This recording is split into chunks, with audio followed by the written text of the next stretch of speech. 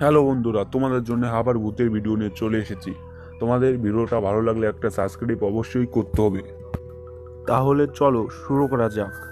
বহুকাল আগে একটা ছোট্ট গ্রামে একটা পুরনো শ্মশানের পাশে পুরনো বাড়ি ছিল।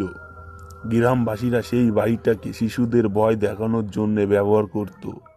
কাহিনী অনুসারে এই বাড়িটা একটা ভূতের বাসা। একদিন রাতে রাজ নামে গ্রামের একটা যুবক তার বন্ধুদের ডাকে এই বাড়িটি যাওয়ার জন্যে। তারা সবাই গ্রামের বাইরে জড়ো হয়, বাড়ির দিকে রওনা দেয়। ঘরে ঢোকার জন্যে বন্ধুরা টর্চ জ্বালিয়ে দিল। ঘরের ভিতরে অবস্থা দেখে তাদের খুব ভয়ানক মনে হলো। ধীরে ধীরে দৃশ্য আকর্ষণ করতে হলো। পুরনো জায়গাটা, এখানে একটা পুরনো বেড ছিল যাতে লেখা ছিল, এই বাড়ি উপস্থিত ভূত থেকে সাবধান। রাজ আর তার বন্ধুরা ভয়ে আতঙ্কা গভীর ছায়া দেখতে পেল। তারা তাদের সামনে দাঁড়িয়ে থাকা ব্যক্তি দেখছিল, কিন্তু তার নিঃস্ব ছিল না। এটা আসলে ঘটনা নাকি তাদের মন খেলছে? আমাদের চলে যাওয়া উচিত, রাজ বলল, তার গলা নরম। হ্যাঁ, আপনি ঠিক বলেছেন, লোকটা বলল এবং তাদের পাশ দিয়ে চলে গেল। রাজ আর তার বন্ধুরা তৎক্ষম বাড়ি থেকে বেরিয়ে গেল।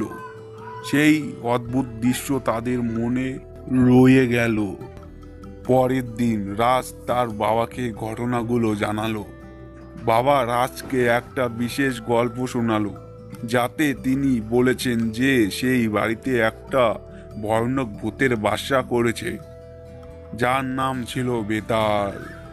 রাজ ভেবেছে যে এগুলো শুধু গল্প এবং তার বাবা তাকে ভয় দেখানোর জন্য এগুলো বলেছে, কিন্তু তার মনে একটা অদ্ভুত চিন্তা ছিল।